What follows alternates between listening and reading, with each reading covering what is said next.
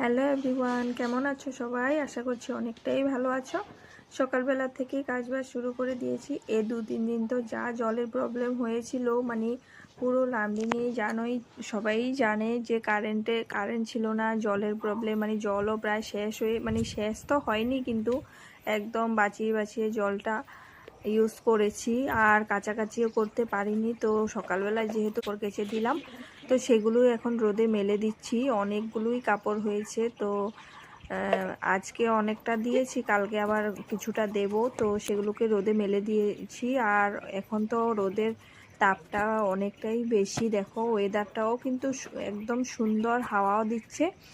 আর সেদিনকার ঝড়ে আমাদের দেখো এখানে একটা ডালিম গাছ হয়েছিল, সেই ডালিম গাছটা কিন্তু একটুখানি ঝুঁকে গেছে, মানে এত সুন্দর ফুল হয়েছে না, প্রতি বছর এটাতে ডালিম ধরে।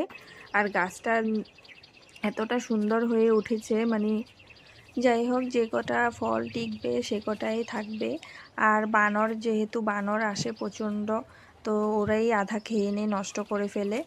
আর এদিকে দেখো, আমরা একটা পিছন দিকে তুতফল গাছ লাগিয়েছিলাম, সেইখান থেকে এখন কিছু তুতফল পেরে নিচ্ছি। আমার তো ভালোই লাগে এটা খেতে।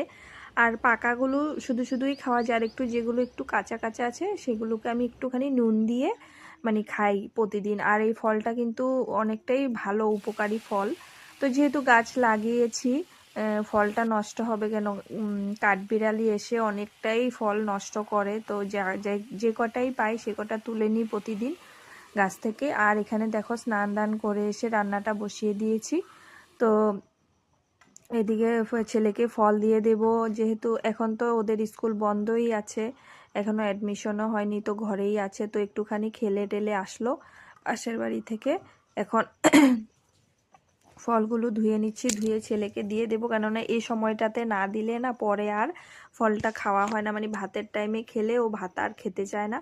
আর জিনিস ফল তো সকালবেলাই খাওয়া ভালো, যেহেতু ও থাকে না, মানে খেলতে চলে যায়, একটু দেরি হয়ে যায়। তো এখন স্নান করাবো, এর আগে বলছি ফলগুলো খেয়ে নিতে।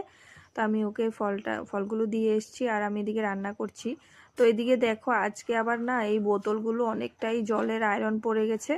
তো বোতলগুলোকে কি দিয়ে পরিষ্কার করব? এত লম্বা তো মানে লাঠি টাঠি কিছুই নেই পরিষ্কার করব, সেই জন্য একটুখানি এই যে ভেতরে একটা ন্যাকড়া, পরিষ্কার ন্যাকড়া ভরে, তারপরে এটাকে, আমি তো এত লম্বা কিছু নেই, তাই জন্য আমার একটা বড় খুন্তি ছিল, এই খুন্তিটাকে ভেতরে ঢুকিয়ে এটা দিয়ে